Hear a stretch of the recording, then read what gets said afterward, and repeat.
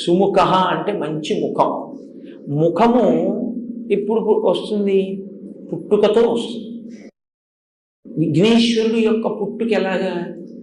ఆయన పుట్టుక ఒక స్త్రీ గర్భవాసం చేసి జన్మించిన వాడు కాదు. అమ్మవారు ఆవిడ సుమంగళి, అందున నిత్య సుమంగళి, నిత్య యవ్వనంలో ఉండేటటువంటి తల్లి. అటువంటి తల్లి కనుక ఎప్పుడూ పసుపు రాసుకుని ఉంటుంది ఆవిడ.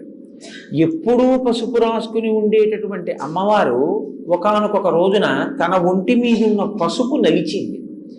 నలిచి ముద్ద చేసి ప్రాణప్రతిష్ఠ చేసింది.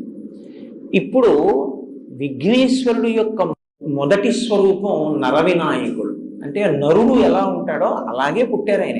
మరి గజముఖం ఎక్కడి నుంచి వచ్చింది? పరమశివుడు నరముఖాన్ని తొలగించాడు, గజముఖాన్ని పెట్టాడు. మనకి వినాయక వ్రత కల్పం కథలో ఏం చెప్తాడు?